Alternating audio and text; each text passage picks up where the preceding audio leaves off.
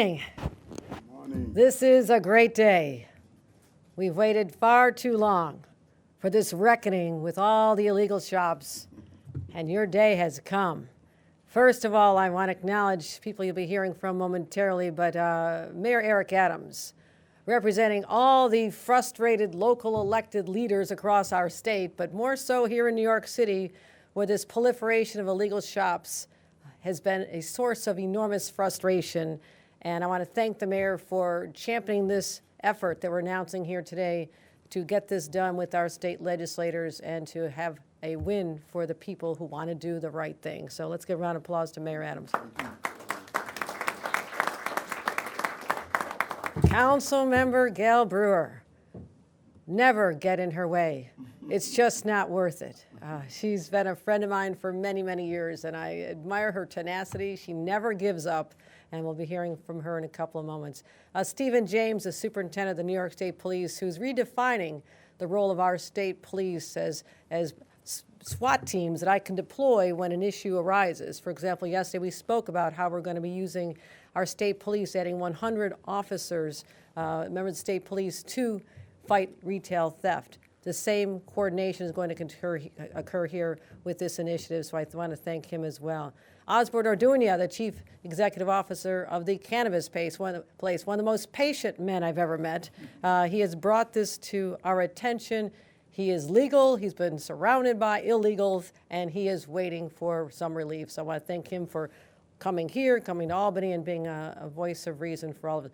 Daniel Hackney, the Director of Investigation and Enforcement at the Office of Cannabis Management.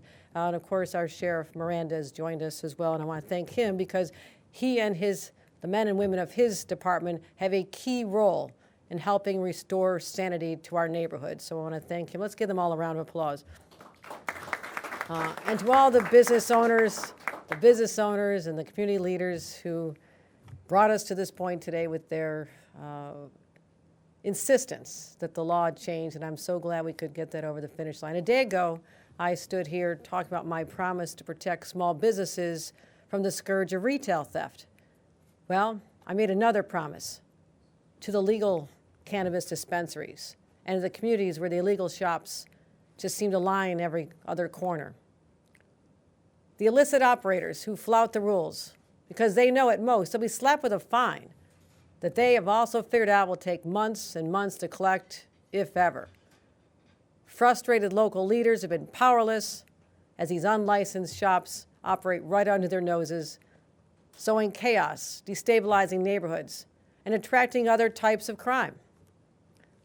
License owners like Osbert and so many others like him, they stake their entire futures on New York's legal cannabis industry. They did everything right. They pay their taxes, source their product from New York farms, and they don't sell to minors. And yet they're forced to compete with rampant bad actors who play by an entirely different set of rules. People who run these illicit shops engage in fraudulent advertising about what's in their products because they don't really care about your health. They'll source their product from anywhere because they don't care about New York farmers. They'll sell cannabis gummy rings, ice cream cones, chocolate bars because they don't care about your kids. And they'll evade the taxes because they don't care about the communities where they operate. In so doing, they make a mockery of our laws and believe that nothing will ever stop them.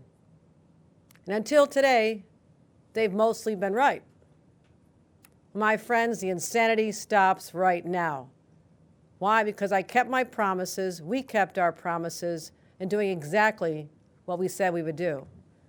I'm using the power of the state budget to give us the tools we need at the state and local level to shutter these illegal shops once and for all. We got it done, and we did it in partnership with our extraordinary leaders, Assembly Speaker Carl Heastie, Senate Majority Leader Andrea Stewart-Cousins, and all the other champions, the architect of these laws, Liz Kruger, Crystal Peoples-Stokes, and the many others who participated in formulating this package with us. At a future date, we'll be having a bill signing and inviting all of them when they've completed their business, which hopefully will be any day now. and all the other legislators who've been supportive of this. We will be celebrating with them at the conclusion of the session, as I mentioned.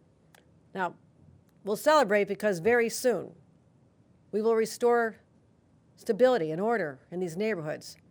We'll weed out the illegitimate shops and clear the way for the license owners so they can grow their budding businesses and realize their dreams. And remember, many of these are Black, Latino, women, immigrant, military veteran entrepreneurs. Some have been harmed by the long and futile war on drugs. These are the people that our cannabis laws were meant to empower. I'm fighting for them. And now, just like our efforts to combat retail theft, we have a 5-point plan. Point 1, the state will have the power to padlock the doors of these illicit shops. And I'd like to point out, I have a padlock here. You can borrow mine. All right, all right. All right, Mayor, let's hold up the padlock right here. We got the padlock. Is this really a strong one, Mayor? Yes, it all right, is. there you go. You can keep your padlock. We're going to be able to padlock these illicit shops. All we have to do is verify that you're selling products not tested or labeled in accordance with our laws. Once we do that, the padlock goes on immediately. See, we hit these shops with a fine, hearings, and appeals. They drag on. Guess what? During that process, they stay open and haul in more and more cash, and everybody knows it. And right now, these fines are just a small cost of doing business in their minds. But you know it's hard to factor into your business model? Having your front door padlocked for up to a year. You could appeal the fine. You'll get your due process. But while the due process plays out, the padlock stays on. And it won't just be the state coming after you, which brings me to point 2. We're finally giving local governments authority to create their own laws to padlock illicit shops. And shockingly, the way this was designed, localities were stuck on the sideline in this fight. That ends right now. Now they have the power to enforce. Like I said, this should have been the case all along.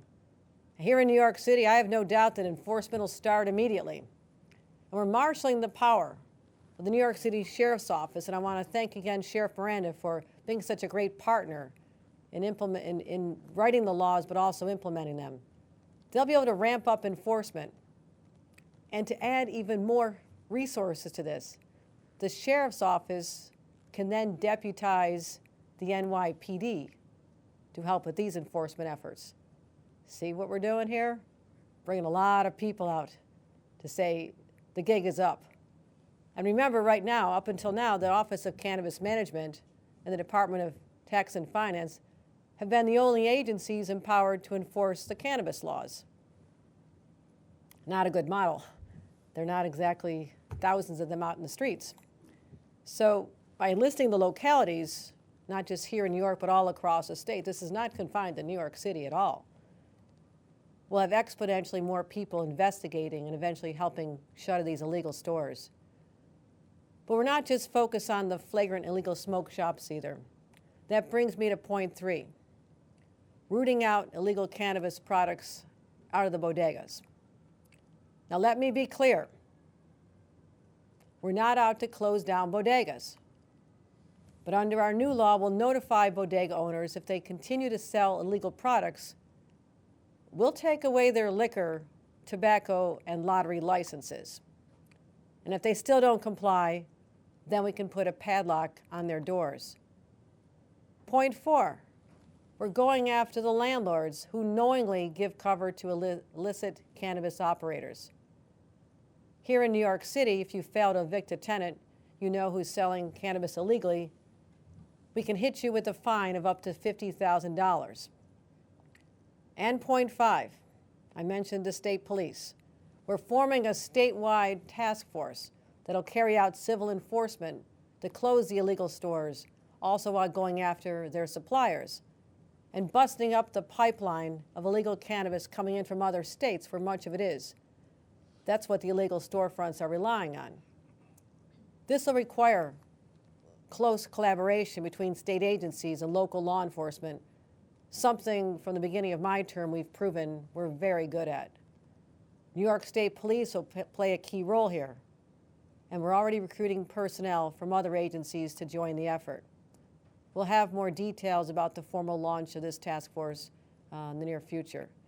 Now let me be clear, I want to right-size expectations. They got a head start. There's a lot of them out there. Meanwhile, we're pushing and pushing and pushing to get more legal licenses in the pipeline, approved, and get more legal shops open. That is a top priority of mine. We have a lot of catch up to do. And the illegal shops will not disappear overnight. But New Yorkers eventually will see a change in their communities. And that's what we're looking for. And throughout the negotiations, I'll also say this. A lot of tension on this issue, believe it or not. I heard pundits weigh in about the enforcement. I would have to say they're misguided, that they think that somehow this is going to return us to the bad old days of mass incarceration of people of color, making cannabis illegal itself. Nothing could be further from the truth.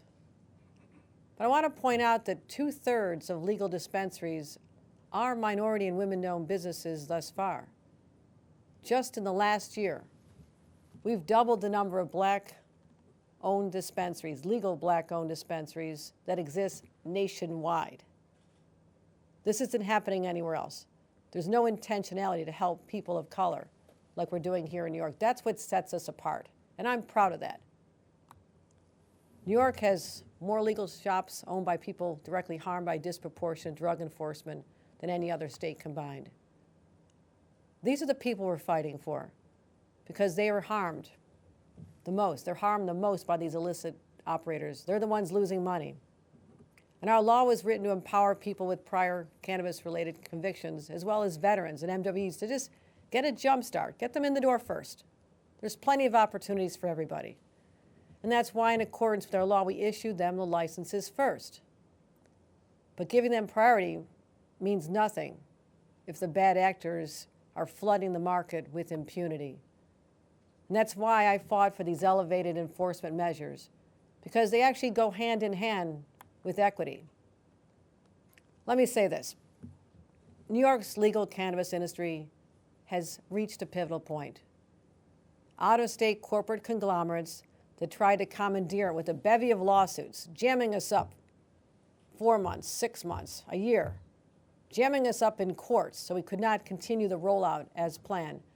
But we fought them off.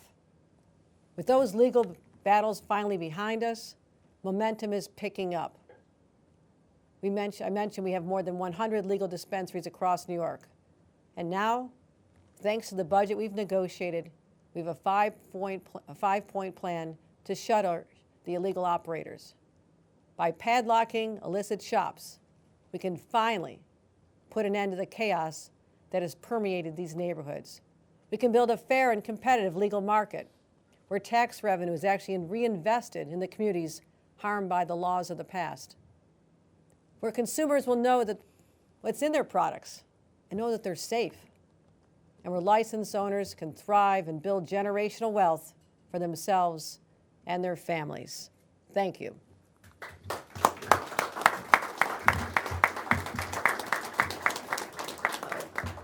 With that, let me bring up Eric Adams, the mayor of New York City, who's been an extraordinary partner in fighting crime wherever it rears its ugly head. And this is just the beginning of taking on these illicit shops throughout the city of New York. And until the next challenge meets our way, we'll be ready for that as well. Mayor Adams. Thank you.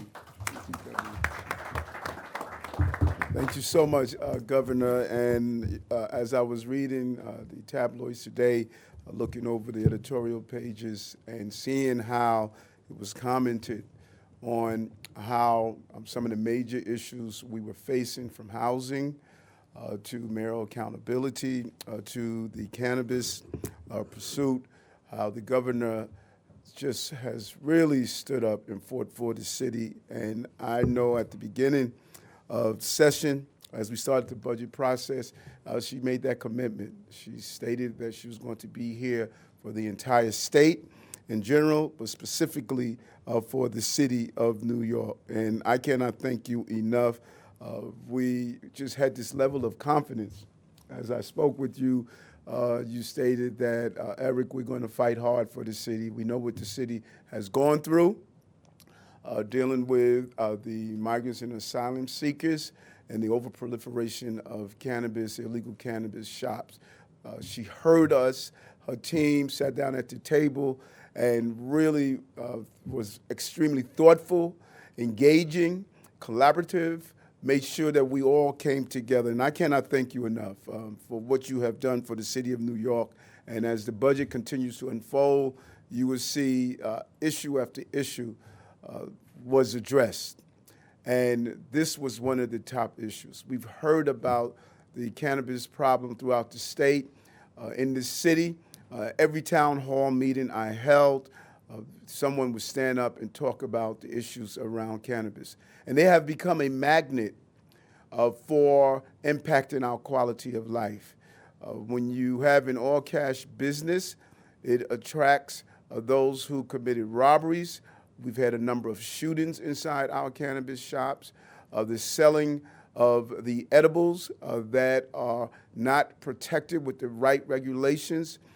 When you look at some of the products that attract young people, the vape products, all those things that we said would not be tolerated in the city, in the state of New York, this illegal market has destabilized the legal market, and it was a bold decision led by the governor, the speaker, Majority Leader Adrian Adams, and Speaker of the Assembly Carl Hastie. This is a great moment for our city as we identified a problem and effectively use government to put the tools in place for us to address the problem. And probably all the way from the council chamber, everyone heard the voices of those who stated, the electeds throughout this city and state who stated we must do something for our constituencies on the ground. So I want to thank our partners in Albany. This, as the governor stated, this was it could have been a contentious battle as people were really weighing on, are we going backwards? Are we going to criminalize those who use legal cannabis? This was a fight that I was part of during my days of 100 Blacks in Law Enforcement Who Care. I fought to make sure we did not criminalize people who had small quantity of marijuana. We saw what happened in the past. This is not a step backwards. This is a step forward to ensure we have legalized cannabis shops. And we know New Yorkers, they're fed up. They watched these shops open throughout their communities, and they were tired and they fed up, and we worked to deal with this accordingly. We worked hard to include all the voices involved, and we are proud to stand together. As the governor stated, illegal cannabis shop, this is your warning. You will be locked out if you attempt to continue to sell illegal items. But the governor went further than I could ever imagine. We're now going to those stores who are selling illegal cannabis, but we're saying to them, if you continue, you will lose your other licenses. This is so important. This was a part of the bill that we could only have hope for, and you delivered on it. It's so crucial. It empowers us to send a strong message that you're not going to circumvent the law and continue to destabilize the fight that we had. New York State can revoke tobacco, liquor, and lottery licenses. So when that jackpot gets up to $1 billion, people won't be coming in your store to buy that ticket. This is a powerful tool that we could utilize, and I'm sure Sheriff Miranda is extremely happy to hear, as he has been on the ground attacking this problem firsthand. These measures, combined with our already robust enforcement efforts, will help keep the playing field level and push back against the quality of life issues that have resulted from the proliferation of illegal storefronts that really has become far too common in our city. And this is our focus. When we came into office, the governor and I have been aligned, revitalizing our economy, protecting our residents, and ensuring we make this city and state more livable for all New Yorkers. We are getting it done, and legalization is about following the law, not breaking the law. And today, we're taking an important step forward in supporting the legal cannabis market. Even as we work to keep New Yorkers safe from illegal cannabis products and shops, we are focused, laser focused, on ensuring that this market can continue to grow and continue to right the wrongs of the past. And we will continue to work together as we improve the quality of life of New Yorkers. It's a proud moment for me. I did not think we would get all that we have gotten on this important issue. I heard it all the time in the city, and we have responded accordingly. Governor, thank you so much. Thank you.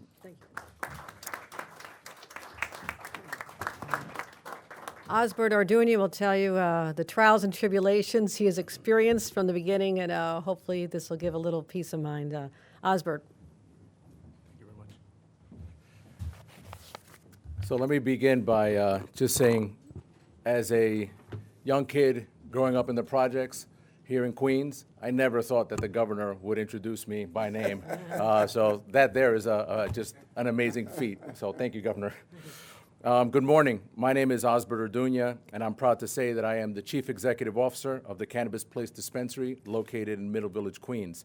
And I am also a board member of the Service Disabled Veterans and Cannabis Association and the National Hispanic Cannabis Council.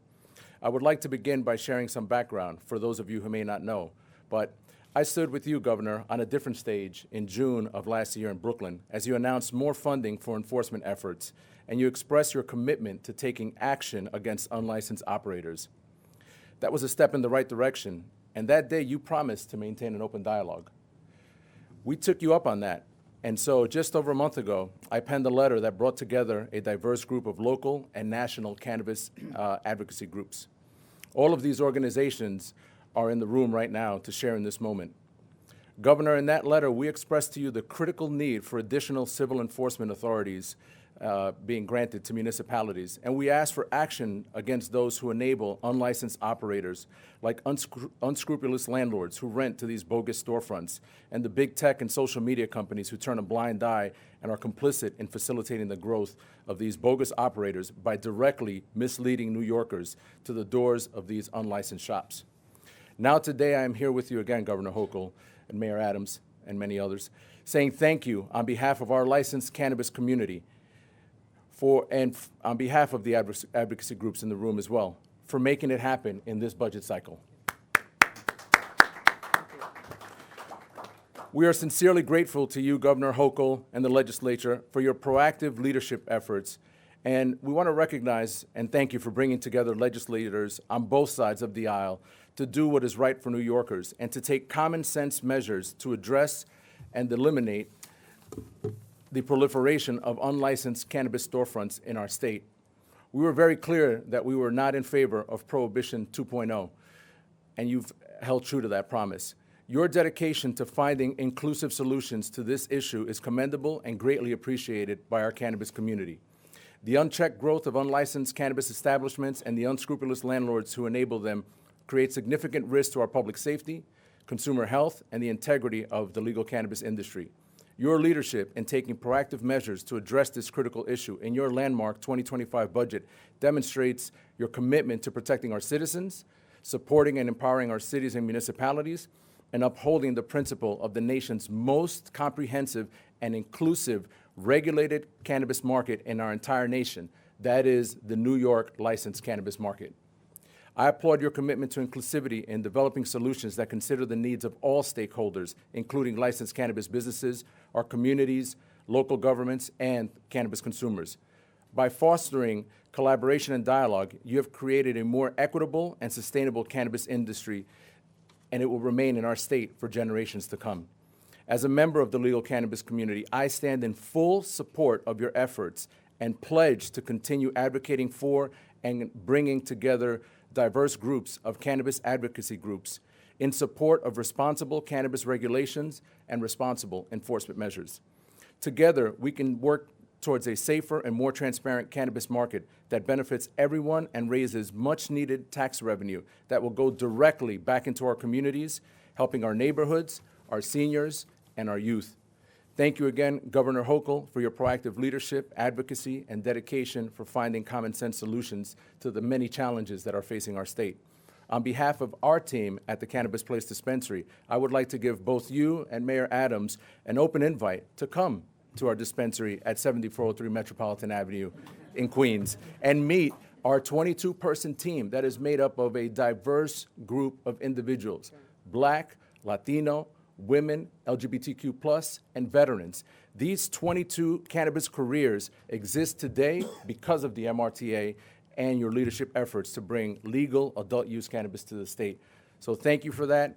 Thank you for your time, everyone. And most importantly, on this 420 Eve, look forward to seeing everyone tomorrow. Thank you. To close out our program, let me bring up the unstoppable Councilmember Gail Brewer. Thank you very much, Governor and Mayor. I want to say that one of the reasons I spent so much time trying to close, and I want to thank all the agencies involved, but certainly picking up on what everyone else said to thank the governor for this legislation, is because, and the mayor knows this, you're finding high school students in these shops and then going to high school and vaping, and it's outrageous. They pick locations within feet of a high school. No liquor store can come within 500 feet. Nobody should be able to do that. So that's number one. Second, they put candy in the window. They put balloons in the window. And young 11-year-olds go by and say, Mommy, Daddy, can I go in? Is that candy? Is that something for me? Put cartoons in the window. They're attracting the wrong group of people, number one. Number two, they're illegal. And all these wonderful individuals, not only doing their wonderful work of legal cannabis shops, but also just legal stores trying to make a business successful, have to deal with this next door. So I have one individual store that I focused on, Zazawaza, and it's closed. But it's much thanks, Mr. Mayor, to your wonderful consumer and worker protection, because we went after them on tobacco. They had 47 summonses, 6 visits, and they were still open. So we padlocked them with the help of Consumer Affairs and PD, and they broke the lock that night. So to the credit of Consumer Affairs, they came with 3 huge locks, and they're still closed. Because guess what? They went back the next day and illegally sold tobacco again. So these are folks who are not good human beings. I'll be honest with you. You can't do that. So I'm here to thank also the sheriff, who has been unstoppable. He's a real unstoppable person, going store to store, trying to figure out with the Office of Cannabis Management, I want to give them a lot of support also, trying to figure out how to make sure that we have legal stores. The 2 legal stores that have opened out of 90 illegal ones on the Upper West Side are fantastic. Fantastic owners, fantastic, beautiful spots. And I loved it because, you know, the people next door complained about it, and the next thing I knew, all their neighbors were coming in to make purchases. So I'm here to say thank you to the governor, because we really have to close, particularly for those high school students. We've got to close those illegal stores. Thank you very much.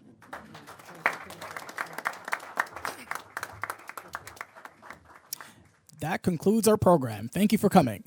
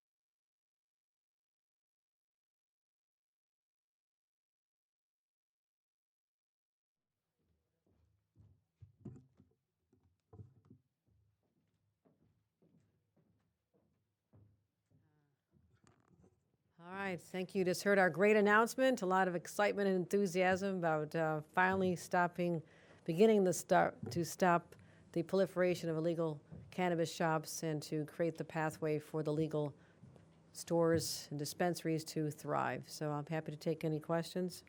Let's start with the on topic on cannabis. So shutting down the illicit shops is just one part of the equation. Another part of it is opening up legal shops. Do you support OCM dramatically increasing the number of licenses going out to legal businesses?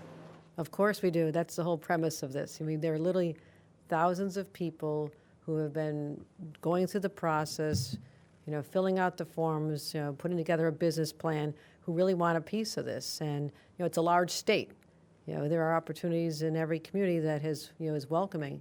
And so, I want to make sure that we create the environment where they can do well. So we do have to shut them down, but that has not stopped our efforts to really jumpstart the approval process to allow for the legal dispensaries. That was really slowed down and stopped because we had these out-of-state conglomerates. They were trying to dominate our marketplace when we were trying to let the little guys get a jump start. So that set us back, but now we're trying to get ahead of that and, yes, welcome many more legal dispensaries. All right, other on topics, Miles? This is one step, but, tax department and cannabis management levied, $25 million in fines, and, the state's been really slow to collect.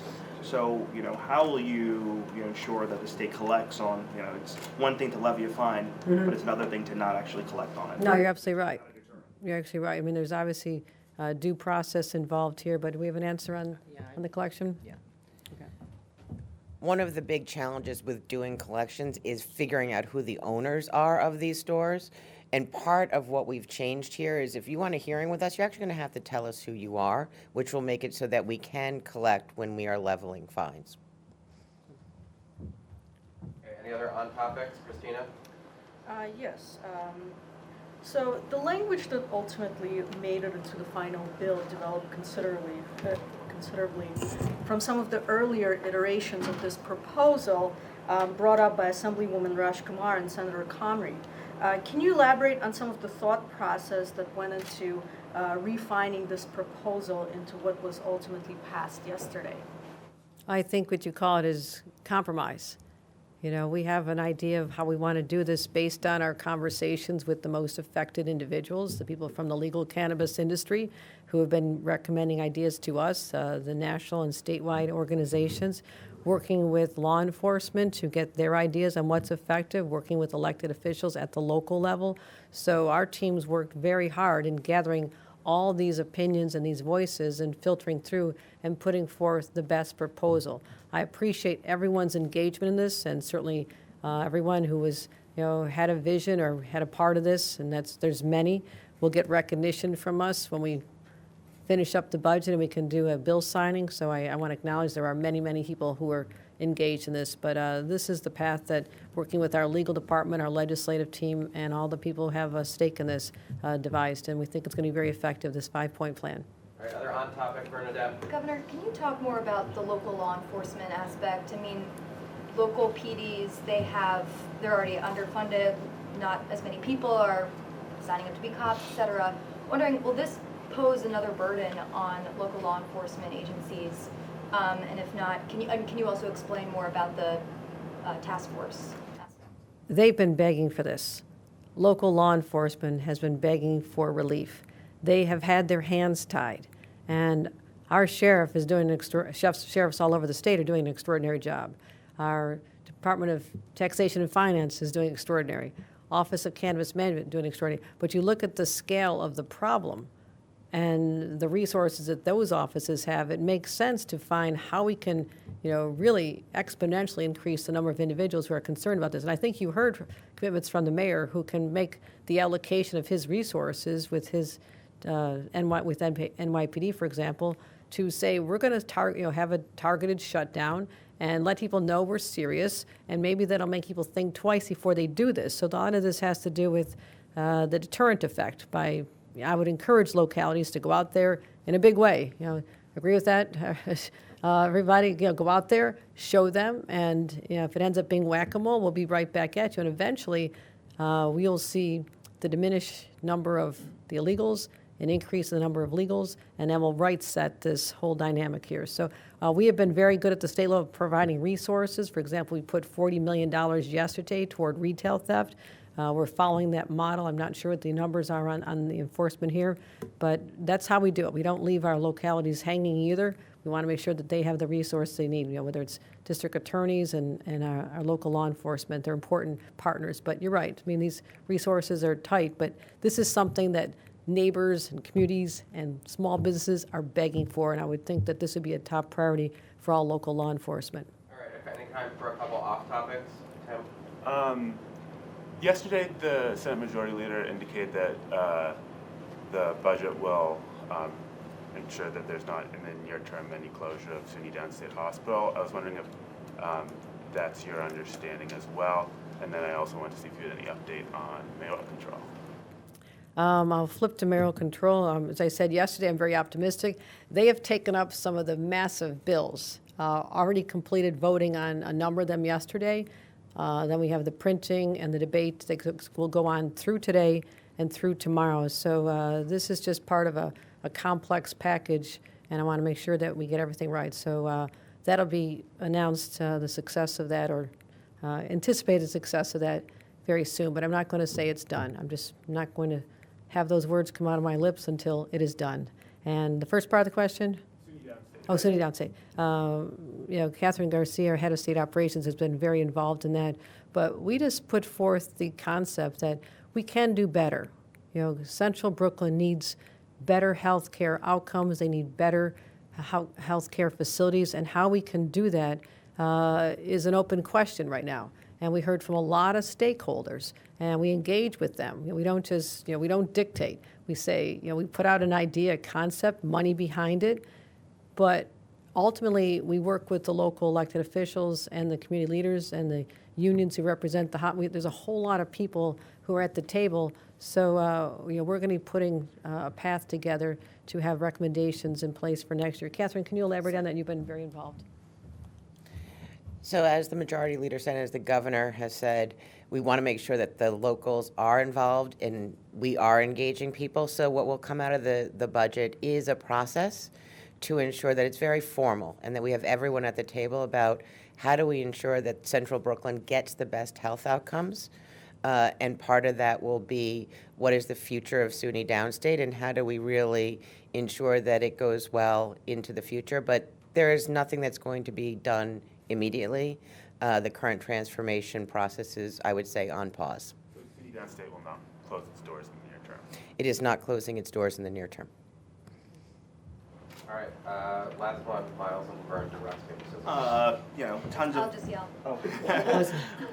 plenty of legal cannabis shops in New York State, New York City. With tomorrow being 420, do you plan to buy any cannabis products, participate in 420 tomorrow? Let me flip that around. Are you? Will I see you at any of the cannabis shops? All I want to do is say I encourage New Yorkers who wish to participate. And what I found is interesting. I visited one that first opened in Binghamton. It was a beautiful facility. I was in Binghamton. It looked like a Brooklyn-type shop. It was kind of edgy. It was, and the owner was so excited. And he said, again, concern from neighbors initially. Then they embraced it, and it created an anchor. But what I saw there is that so many people from, he told me this, Western New York and other places, veterans who were dealing with PTSD, people, older individuals who had healthcare problems were looking for some relief. They were used to having to go over to Massachusetts and others. I mean, they literally were going from Western New York across the state to go out of state. So this is something that so many people, whatever your objective is, that I also heard from people that we don't talk about a lot, who use this for therapeutic reasons and medical reasons. And so I was really touched by that, and he was really proud that people didn't have to go so far anymore. So I would just say those who choose to avail certainly will, but happy 420. Okay. All right, thanks, everybody. Governor, back to mayoral control, though, because the Assembly and the Senate, they have been briefed on the proposal. So really all they have to do is vote.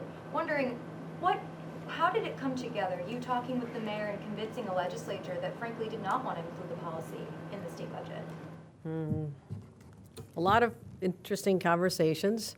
I'll say that. And I want stability in this city. I want parents and children and teachers to know that the governance mechanism that's been in place for many, many years will not be politicized. It will not be a political football for the next few months.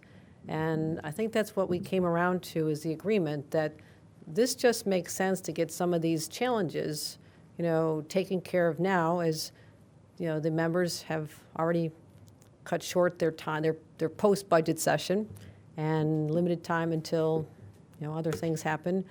And so I think that's what it was. Let's just deal with this. And we listened to many stakeholders, certainly, conversations with the union leaders and others to talk about what is necessary to make sure that this is the best school system that our children could ever expect. And so and I think that's what we got done. If we get it done, if we get it done, that'll be what it is. Because again, this is this is one where people have very strong opinions. I understand that, but ultimately, I just want, continuation, stability, continuing empowering, have one person accountable.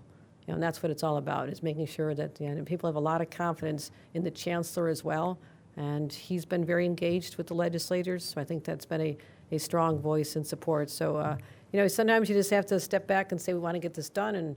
And I have a knack for figuring out who to bring together and what has to happen. So you'll see a lot of successes like that. You'll not see from me, and I think you can confirm this, I don't believe in having dragged out public battles over these. I mean, that may be what people expect in New York, and that's the way it's always been done. But there is always a common ground to be had, and I will always be the voice of moderation and reason and common sense who says, but why not just come together and do this? And that's what we achieved here in many ways. So thank you, everybody. Appreciate it. Will you listen to